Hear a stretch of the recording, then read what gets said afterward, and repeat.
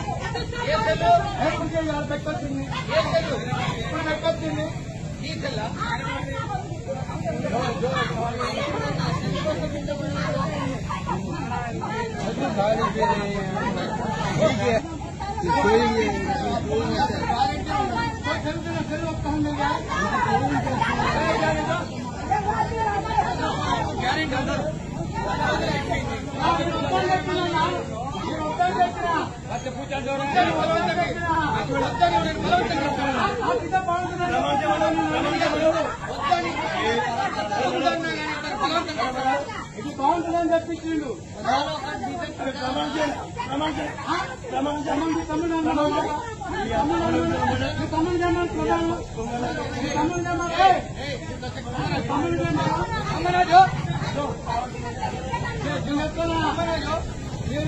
చెప్తున్నా, మంచి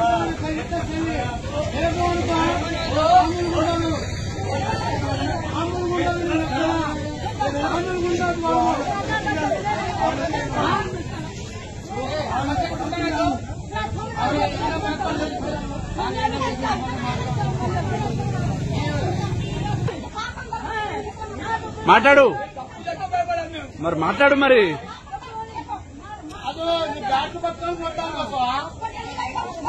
ಬ್ಯಾಟ್ ಪಟ್ಕೊಂಡು ಬ್ಯಾಟ್ ಪಟ್ಕೊಂಡು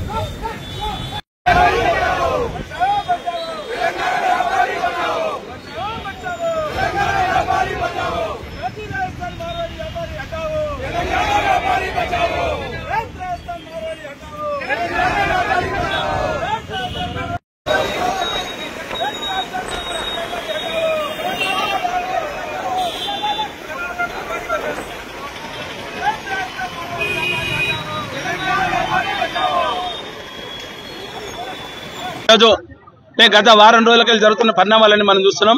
గుజరాత్ రాజస్థాన్ మార్వాడి హటావో వ్యాపారి హటావో తెలంగాణ వ్యాపారి బచావో అనే నినాదాన్ని తీసుకొని ఎల్బీనగర్ కేంద్రీకృతంగా ఎల్బీనగర్ లో ఉద్యమానికి నిలువెళ్ళినటువంటి స్థానం. మరి ఒక తెలంగాణ మనదేశ తెలంగాణ ఉద్యమంలో శ్రీకాంతాచార్యని కోల్పోయినాం. ఇదే గడ్డతోటి మళ్ళీ ఒక ఉద్యమాన్ని తీసుకున్నటువంటి శ్రీకారం చేసినటువంటి నేపథ్యంలో ఇక్కడ ఉన్నటువంటి మా ఉద్యమకారులు కావచ్చు, మా వైశ్య మిత్రులు కావచ్చు, మా స్వర్ణకారులు కావచ్చు, మా పెయింటర్లు కావచ్చు, మా టింబర్ డిపోలు కావచ్చు, అందరం కలిసి వాళ్ళటువంటి మా నేతన్నలు కలిసి అందరం కలిసి ఒక తెలంగాణలో ఉన్నటువంటి వ్యాపారాలను బచాయించాలనే ఒక ఉద్దేశంతో గుజరాత్, రాజస్థాన్, మార్వాడి వ్యాపారులు ఎవరైతే చేస్తున్నారో ఆ వ్యాపారులు మా పొట్టగొడుతున్నారు. మా పొట్టగొట్టేటువంటి నేపథ్యంలో కసితో మేము చేసేటువంటి ఉద్యమం ఇది. డెఫినెట్ గా మీరు చేసేటువంటి లంగ దొంగ వ్యాపారాలకు మమ్మల్ని అన్యాయంగా గురి చేస్తున్నటువంటి నేపథ్యం ఉన్నది కాబట్టి తప్పకుండా మీరు గోబ్యాక్ అనే నిర్ణయం తీసుకోవాల్సినటువంటి అవసరం ఏర్పడింది.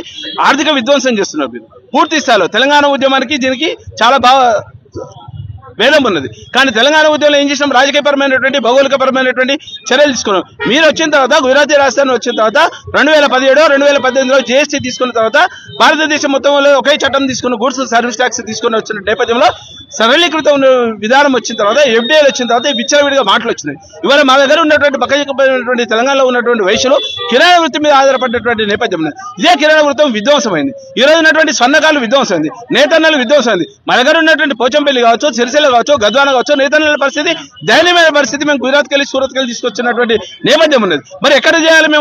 మాకు ఉన్నటువంటి ఆర్థిక వనరులు మొత్తం మీరు దెబ్బతీసిన తర్వాత భూస్వాములు కూడా మొత్తం చుట్టుపక్కల హైదరాబాద్ రింగ్ రోడ్కు సంబంధించినటువంటి ఉన్న మొత్తంలో కూడా ల్యాండ్ బ్యాంక్ అయితే ఇవాళ మార్వాడల చేతులు ఉన్నటువంటి వ్యాపారాలు లిస్ట్ చెప్తే చాంతాడు అంతున్నది. ఫార్మా వాళ్ళ చేతుల్లో ఉంది, దాల్ మిల్ వాళ్ళనే ఉంది, ఆయిల్ మిల్ వాళ్ళనే ఉంది, శానిటరీ వాళ్ళనే ఉంది, ప్లైవుడ్ వనకానే ఉంది, పెయింట్స్ వనకానే ఉన్నాయి, మార్బుల్స్ వనకానే, అన్ని వ్యవస్థలు మొత్తం నీ కాడ కేంద్రీకృతమైంది. కొంతమంది చెప్తున్నారు లీడర్లు, భారతీయ జనతా పార్టీ సంబంధించిన కొంతమంది లీడర్లు చెప్తున్నారు ఇది పార్టీల కంట కడుతున్నారు. హిందూ సంస్కృతిని మేము కాపాడుతున్నాం.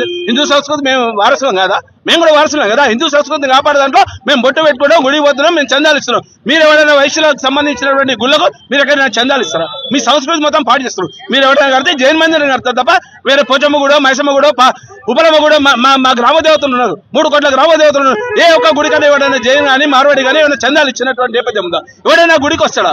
మీరు రారు. మీరు వచ్చేది ఏమైనా జైన్ మందిరం పెడతారు, అగ్రసేన్ మహారాజ్ అంటారు, లేకపోతే ఇంకోటి అంటారు. మీరు ఇచ్చేది వ్యాపారం చేసుకుంటే మమ్మల్ని విధ్వంసం చేస్తారు. ఇదే కాకుండా మీకు ఉన్నటువంటి ఇండస్ట్రీ కారిడార్లో మాకు ఇవ్వాల్సినటువంటి అవకాశం ఉన్నది. తెలంగాణలో ఉన్నటువంటి నిరుపేద యువతకు మీరు ప్రభుత్వం కల్పించినటువంటి హక్కు దాదాపు 75 నుండి 80% మంది వాళ్ళకు ఇవ్వాల్సిన స్థానికంగా ఉన్నటువంటి వాళ్ళకు ఉద్యోగ భద్రత కల్పించాలి. మీరు ఎక్కడ ఉద్యోగాలు కూర్చోలేదు. మీ దగ్గర పనిచేసేటువంటి కానీ మొదలు పెడితే సంపాదించుకునే కానీ మొత్తం కూడా మీరు గుజరాత్ రాజస్థాన్ పైసలు తీసుకుపోతున్నటువంటి నేపథ్యం ఉన్నది కాబట్టి సీరియస్ గా దీన్ని ఖండిస్తున్నాం.